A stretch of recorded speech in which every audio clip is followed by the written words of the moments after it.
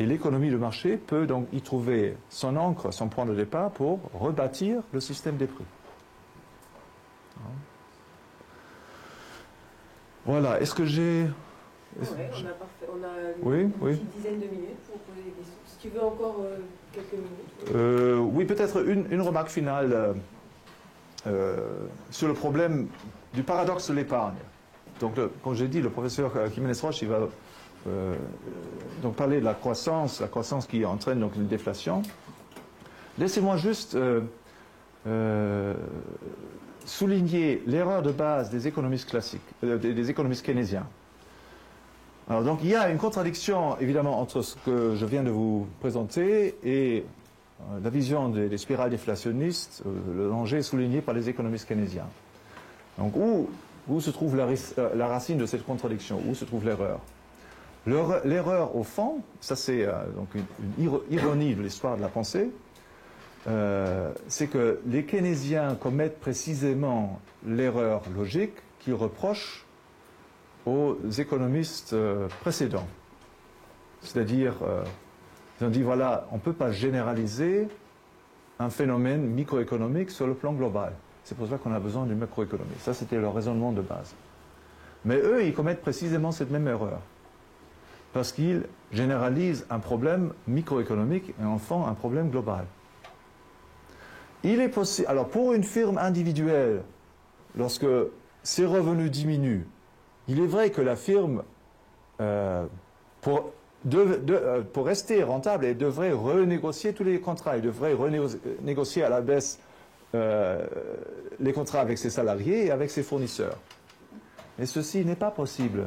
Parce que justement, dans l'hypothèse où nous plaçons, il s'agit d'un problème particulier. C'est juste cette firme-là qui souffre d'une baisse de sa demande.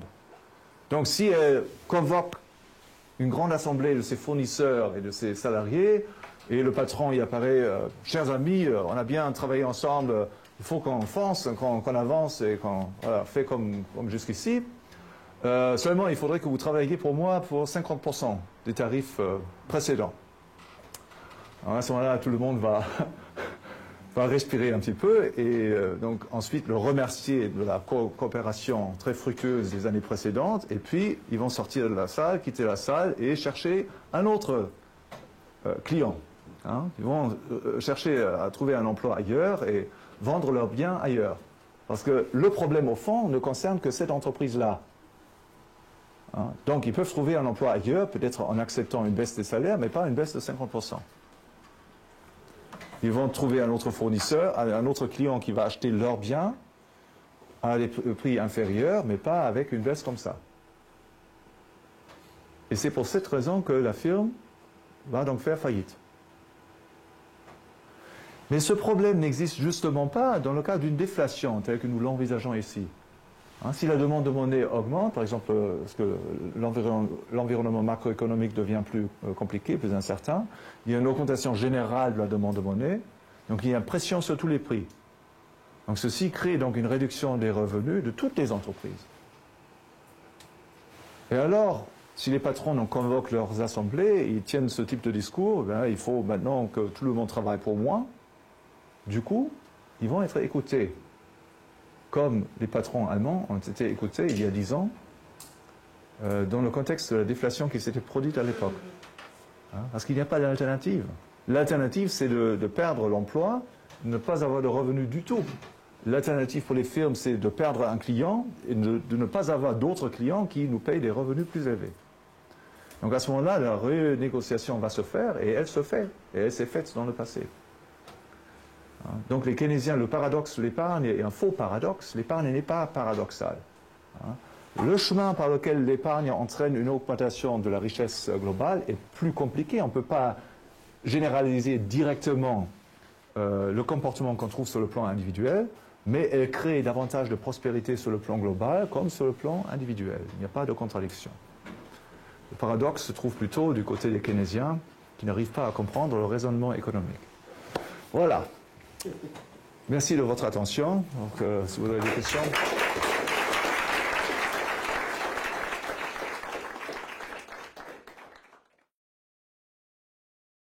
Des questions? Oui, on a quelques oui.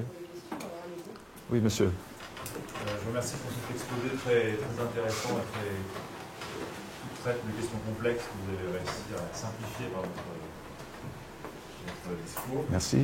J'ai une question concernant la transition en cas de déflation dans une économie endettée comme la nôtre, Oui. entre les sacrifices qu'il va falloir faire à court terme pour, on va dire, l'assainissement de la situation à moyen long terme.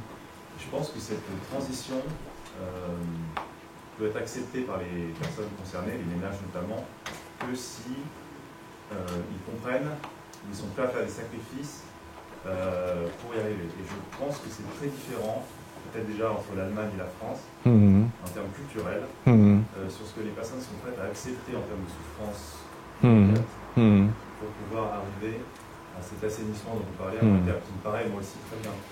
Comment on gère la transition en termes humains, culturels, pour éviter qu'il y ait une phase de chaos qui soit destructrice, beaucoup plus destructrice, à mon avis, que les choses que vous avez indiquées en termes de liquidation d'entreprise. Comment on gère ce chaos, comment on s'en protège? Et d'après vous, est-ce qu'il n'y a pas des différences culturelles entre pays, entre nations, qui peuvent expliquer qu'il y aura des conséquences très différentes?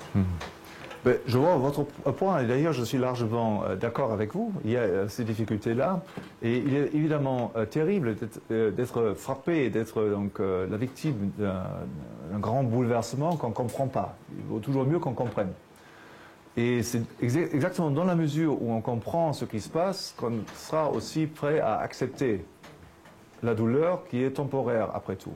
Parce que quelle est l'alternative? L'alternative est de poursuivre le chemin qu'on a emprunté et sur lequel on se trouve et qui nous a rendus esclaves déjà des banques, qui va nous enfoncer davantage dans cet esclavagisme financier et monétaire.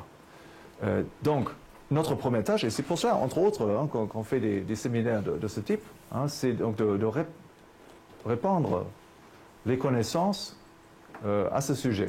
Parce que l'économie, malheureusement, est mal enseignée, en tout cas du point de vue autrichien. Et donc, il est nécessaire que des cercles plus larges de la population comprennent les enjeux. Et à ce moment-là, on va trouver éventuellement des majorités qui soutiennent ce type de politique, poursuivie de manière consciente. Mais on ne peut pas évidemment exclure que par accident, parce que pour le moment, donc, les incitations à ne pas permettre la déflation sont très fortes. Et comme on le voit, nos élites politiques font tout pour éviter la déflation. Et je crois d'ailleurs que s'il n'y a pas de grosses erreurs qu'ils commettent à mi-chemin, ils vont réussir. Donc s'il y a des accidents qui se passent, évidemment, à ce moment-là, on risque des bouleversements sociaux, politiques, etc. Donc vous êtes plutôt optimiste de nature, pensant que c'est par l'apprentissage du plus grand nombre que les gens vont accepter de faire des choses. Certainement, on ne peut pas exclure cette possibilité. Quelle est l'alternative? L'alternative, c'est de faire un petit peu ce que font les gouvernements aussi. Donc, ils bâtissent donc les camps de concentration pour la population récalcitrante, un petit peu à gauche et à droite.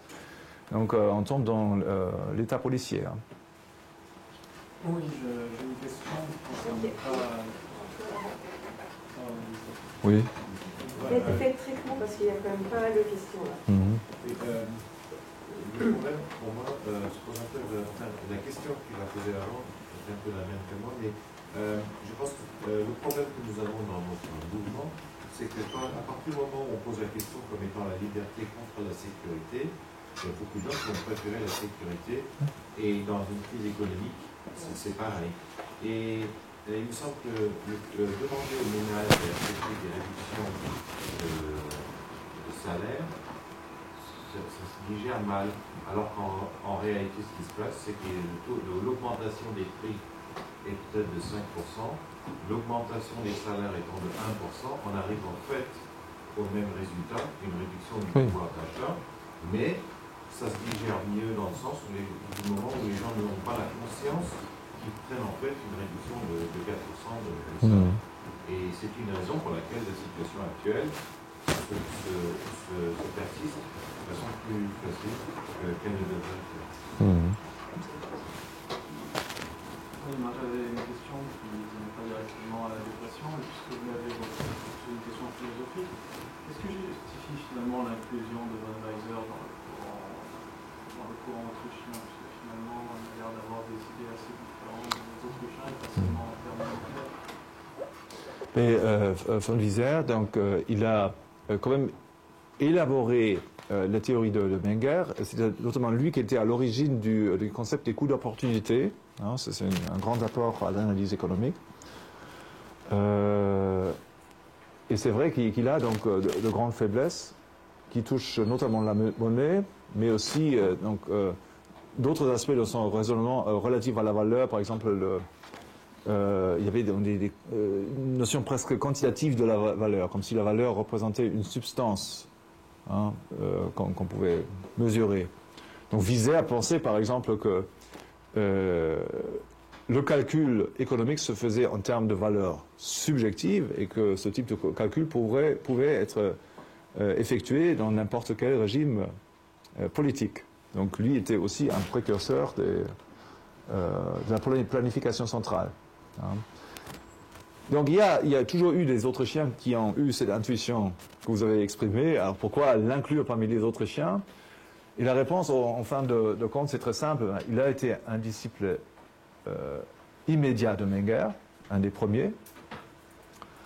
Il a fait certains apports à l'analyse économique, hein, dans cette tradition. Voilà. Je voudrais juste Il y avait savoir si Eric Lemel là-bas et puis... Oui, oui, bon. Moi, j'ai une question. Dans un système que vous avez présenté, extrêmement endetté, et dans le cadre d'une forte déflation, on va assister à un transfert massif de propriété des créanciers, enfin au profit des créanciers. Donc ma question, c'est dans un système bancaire extrêmement cartélisé, comme on est aujourd'hui, et dans un système extrêmement endetté, est-ce qu'il n'y a pas un risque que les systèmes bancaires organisent à son profit, et volontairement, puisqu'ils gèrent la masse monétaire, une forte déflation, et de ce fait la possibilité de s'approprier des richesses absolument phénoménales à très vite prix, et prendre un contrôle énorme de richesses en organisant volontairement une déflation? Alors, a priori, non, parce que les banques, ils en détiennent le gros des actifs, hein, parce qu'il y a des bilans énormes, et d'un autre côté, elles sont également très très fortement endettées. Hein, donc vous avez Société Générale ou BNP qui détiennent donc 2 ou 3% de fonds propres. Hein, donc elles seraient parmi les premières qui sont frappées par la déflation. Ceci serait à nuancer dans la mesure où les banques, par le système politique, pourraient faire en sorte que elles ne devraient pas honorer leurs obligations comme elles peuvent exiger le service de leurs créances. Donc à ce moment-là, les banques auraient, en effet, ou pourraient avoir une incitation à créer une déflation.